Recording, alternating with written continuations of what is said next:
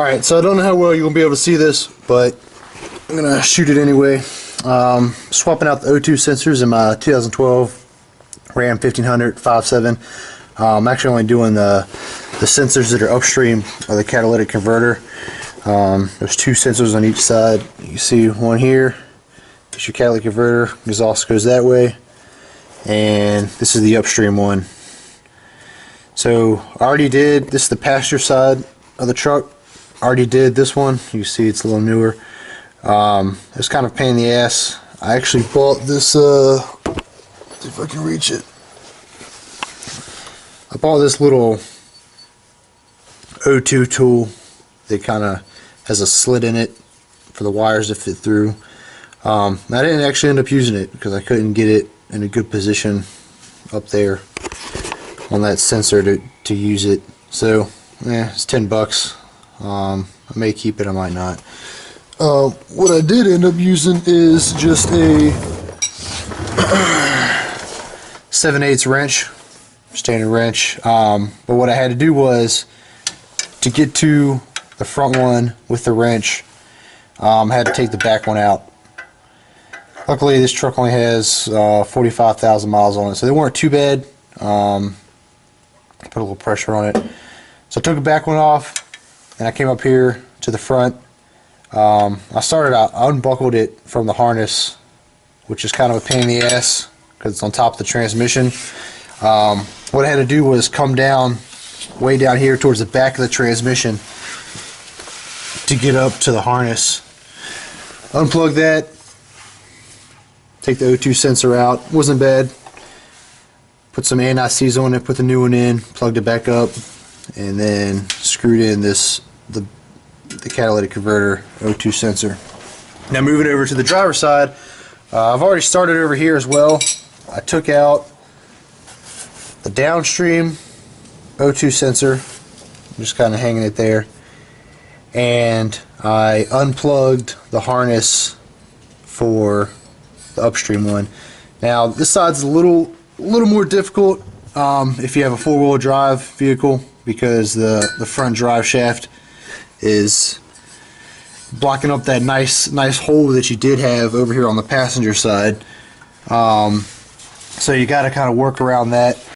Hope the lighting's a little better. What I ended up doing is, I actually think I broke it loose that first time. I thought I had rounded off the sensor, but I ended up running. Alright, here's the frame, here's the cat. Here's the wheel well over here. I ended up running my wrench over the frame from the wheel well over to the O2 sensor up here, and what I did was just found the wrench onto the sensor head and I broke it loose that way. So it's kind of tricky. This drive shaft in the way doesn't help. The sensor is loose. Unthread it.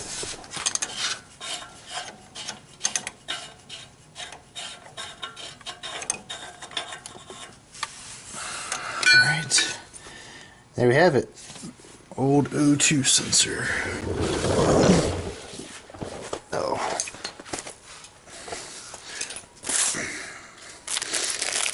Open up the new one. These are NTK.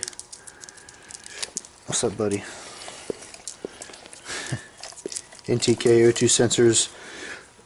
This truck actually has two different O2 sensors. 3 of them are the same, one of them is different. I believe it just has a longer wire.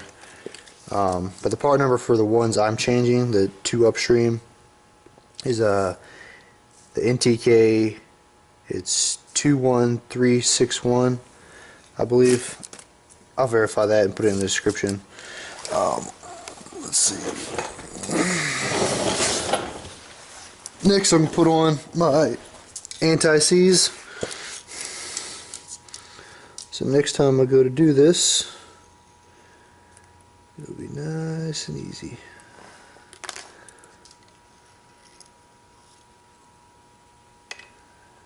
See, the threads are good. coating, anti-seize.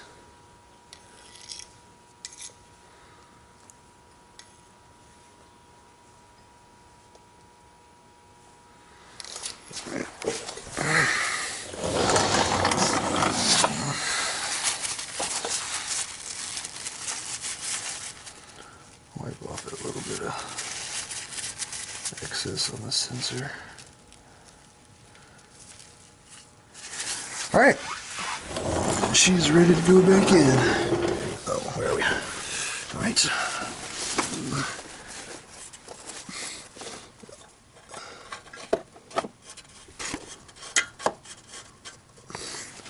Alright. What do I do with my wrench? There it is. Alright, let's go back through from the frame.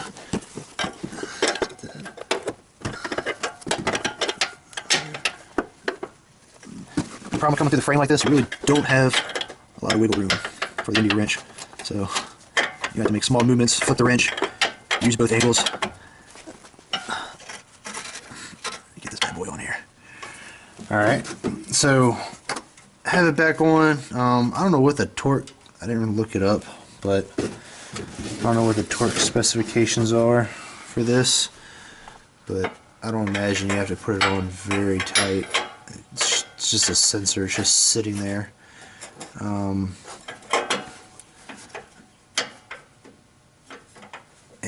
I don't want it to be a pain in the ass when I go to do this again, getting them off of there. So I'm just going to put it on. That should be tight enough. Now we have to plug the harness back up. See if you hear it click. There we go. Front O2 sensor's done. Now my rear one, I'm just going to wipe this one off. Give a couple little toots there. Clean it off real good, and I'm going to add some thread lock to this one. I mean, I'm sorry, not thread lock, anti-thread lock, anti-seize. Alright,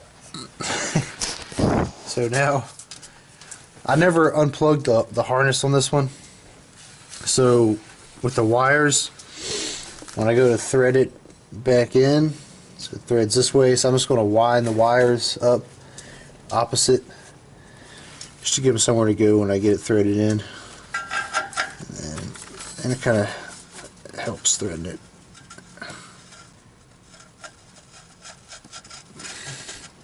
Actually, I might do a little more. So line these wires up opposite, stick the sensor in, and wires will unwind, I'll thread it in, and boom. Take it tight, get my wrench. It's easy to get to this one. Tighten that down about much, and that's it. O2 sensors are done. Not too hard of a task. I thought it was going to be a little more difficult when I started. Save you some money taking it to any mechanic or the dealership, especially if you see my other video on the spark plugs. Dealerships' prices on those are outrageous.